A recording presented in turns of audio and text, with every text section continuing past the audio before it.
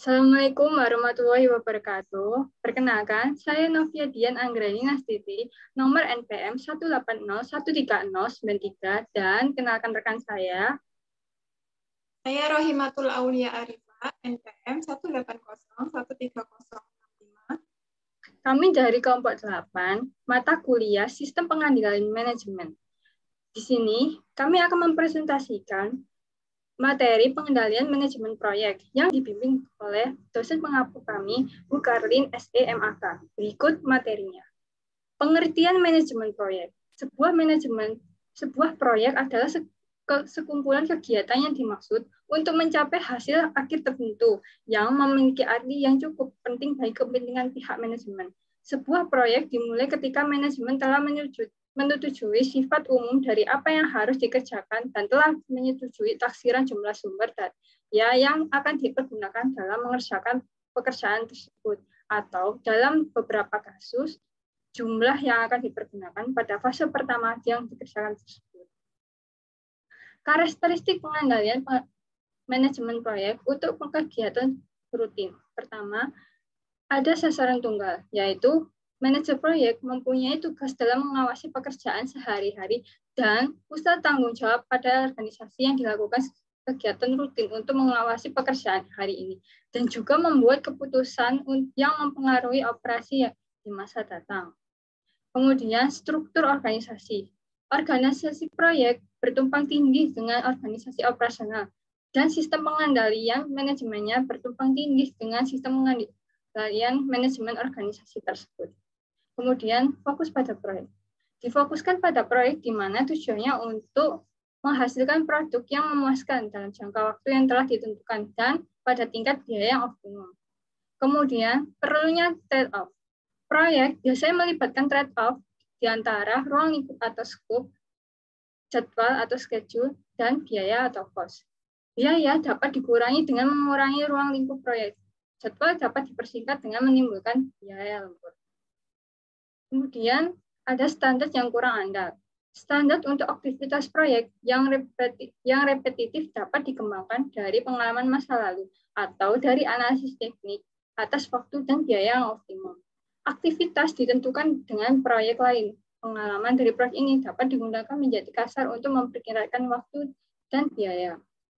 Kemudian, seringnya terjadi perubahan dalam perencanaan. Kondisi lingkungan yang tidak terduga dalam proyek, konstruksi atau pengumpulan fakta-fakta yang dapat diperkirakan sebelumnya selama pengasahan konstruksi dapat mengarah ke perubahan rencana. Kemudian ada ritme yang berbeda.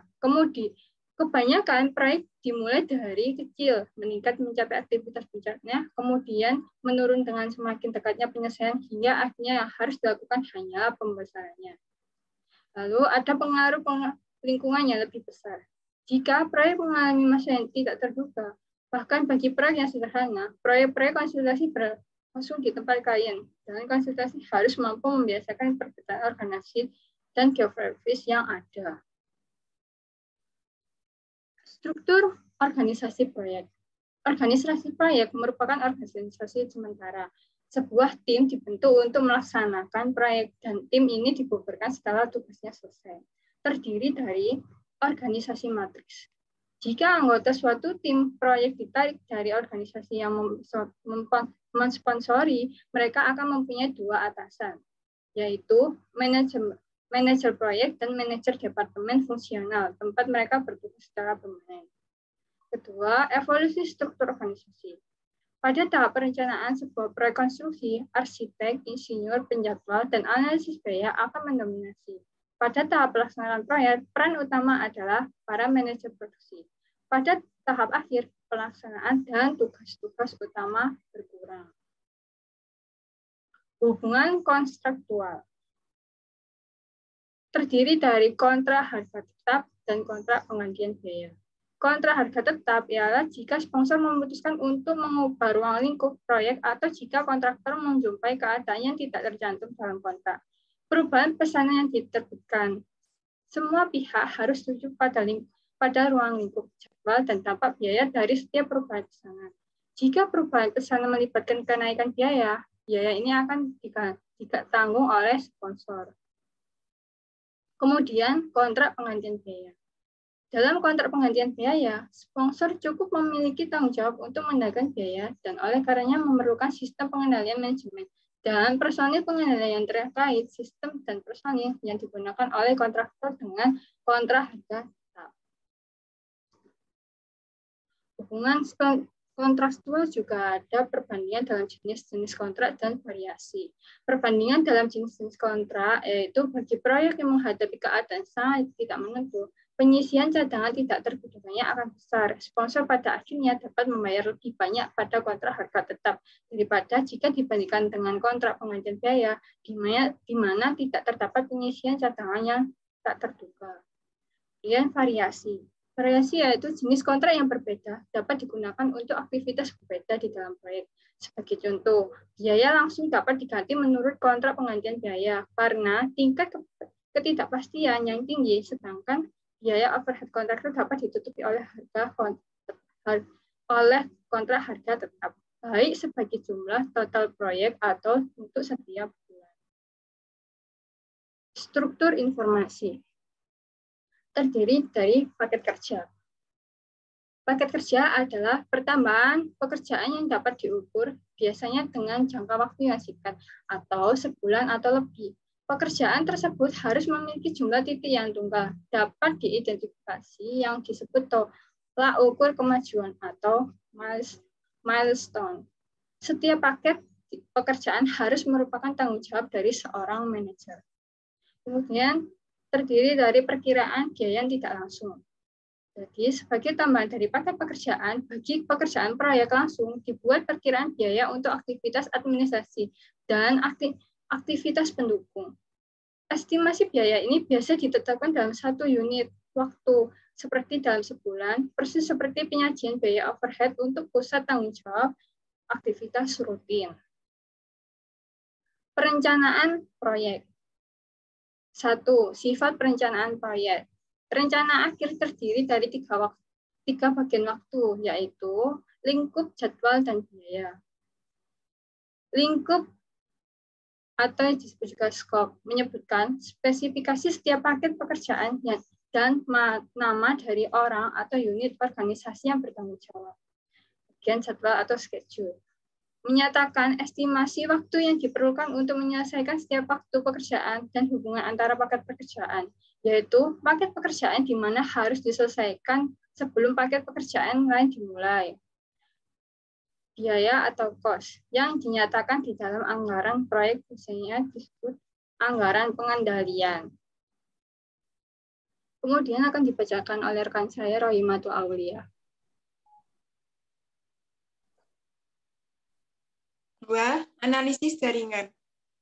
Beberapa alat tersedia untuk menyusun jadwal proyek. Ada yang dikenal dengan teknik evaluasi dan penilaian program, Program Evaluation and Review Technique, PER, dan metode jalur kritis, Critical Path Method CPM. Jalur kritis dan waktu senggang. Jalur kritis adalah urutan kejadian-kejadian yang membutuhkan waktu total terpendek untuk menyelesaikan proyek. Di bawah ini adalah contoh dari jalur kritis dan waktu senggang.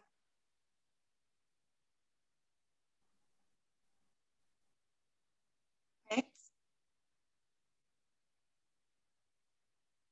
Pada tampilan 16.1 di atas dapat disimpulkan, untuk menyelesaikan kejadian B, kejadian A harus diselesaikan terlebih dahulu.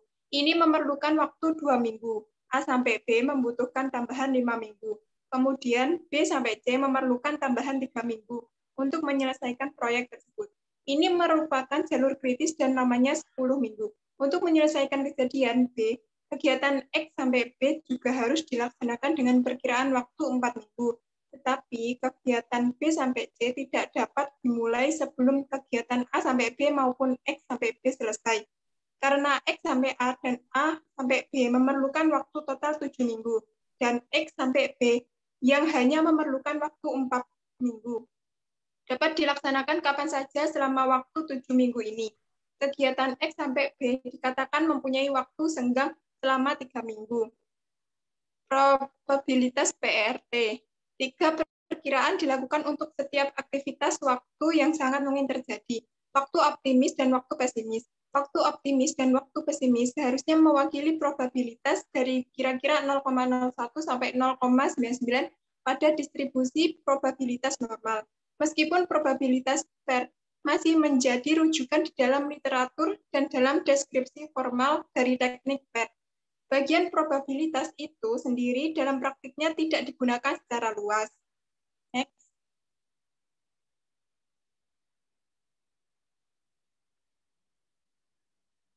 Memperkirakan biaya. Perkiraan biaya untuk kebanyakan proyek cenderung kurang akurat dibandingkan dengan perkiraan biaya untuk barang-barang produksi karena proyek kurang terstandarisasi dan informasi biaya yang terkumpul untuk pekerjaan sejenis tidak absah untuk dijadikan sebagai dasar perbandingan. 4. Penyiapan anggaran pengendalian. Untuk proyek yang panjang, anggaran pengendalian awal dapat dipersiapkan dengan rinci, hanya untuk fase pertama proyek dengan perkiraan biaya yang agak kasar untuk tahap berikutnya. Anggaran yang terinci bagi fase berikutnya dipersiapkan hanya sebelum pekerjaan dimulai pada fase-fase ini. 5. Aktivitas perencanaan yang lain. Selama fase perencanaan, aktivitas yang lain tetap dikerjakan dan bahan baku dipesan, izin-izin diperoleh, wawancara awal dilaksanakan, personel dipilih, dan seterusnya. Semua aktivitas ini harus dikendalikan dan diintegrasikan ke dalam upaya proyek keseluruhan. Next.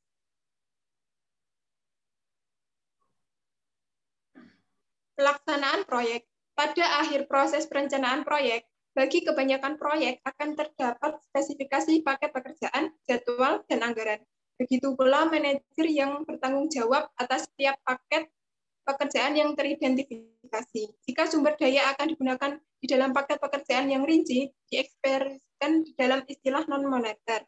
Seperti jumlah hari kerja yang dibutuhkan, pengendalian anggaran menyatakan biaya secara moneter hanya bagi kumpulan yang cukup besar dari masing-masing paket pekerjaan.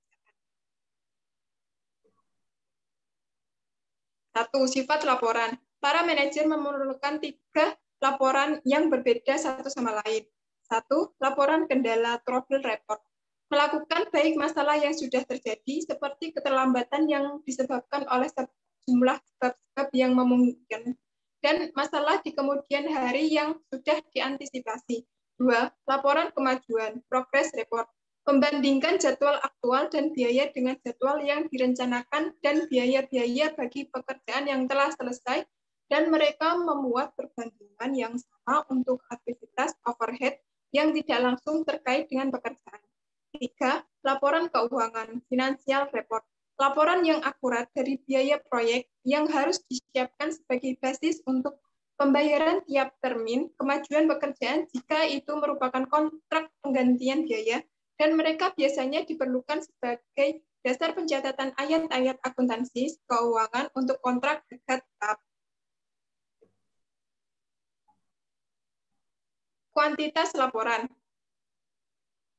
Kuantitas laporan memastikan bahwa semua kebutuhan akan informasi telah terpenuhi. Akuntan manajemen membuat lebih dari jumlah optimum yang dibutuhkan dari laporan. Presentasi penyelesaian. Penyelesaian dari setiap pekerjaan harus diperkirakan sebagai dasar untuk perbandingan waktu aktual dengan waktu yang dijadwalkan dan biaya aktual dengan anggaran biaya. Merangkum kemajuan. Sistemnya memiliki beberapa metode pengumpulan tiap-tiap pekerjaan yang memberikan pengukuran keseluruhan atas pencapaian. Daftar perbaikan.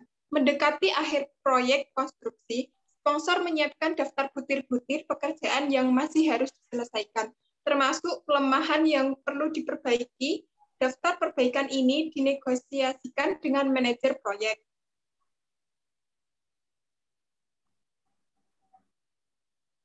2. Penggunaan laporan. Laporan kendala. Digunakan manajer untuk memutuskan masalah yang memiliki prioritas yang paling tinggi, yang akan mendapat perhatian pribadinya, kemudian yang akan didelegasikan kepada orang lain. Laporan kemajuan. Digunakan pada suatu bidang tertentu yang mencapai kepuasan, sehingga tidak perlu diberikan perhatian atas bidang tersebut. Biaya untuk menyelesaikan. Untuk memperlihatkan bagaimana proyek diharapkan akan selesai, asalkan estimasi biaya untuk menyelesaikan dihitung dengan benar.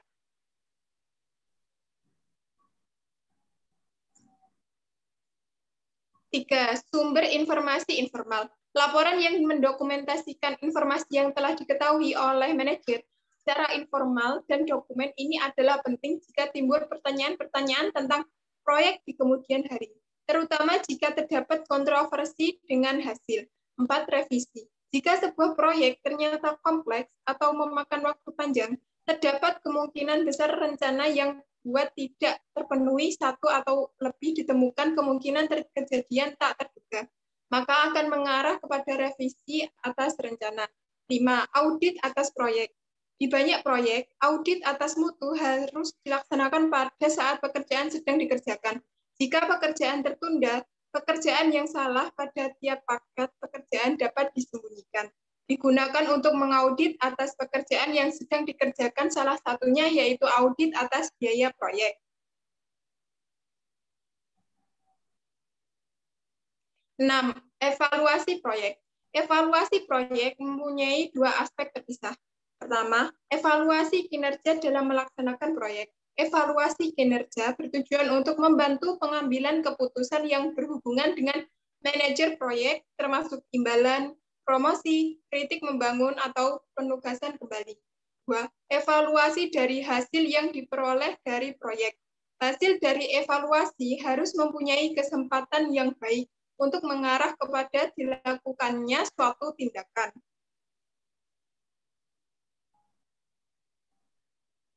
Berikut ini adalah referensi yang kami dapatkan dari buku dengan penulis Robert N. Anthony dan Vijay Govindarajan pada tahun 2005, judul Sistem Pengendalian Manajemen buku 2, penerbit oleh Salemba 4.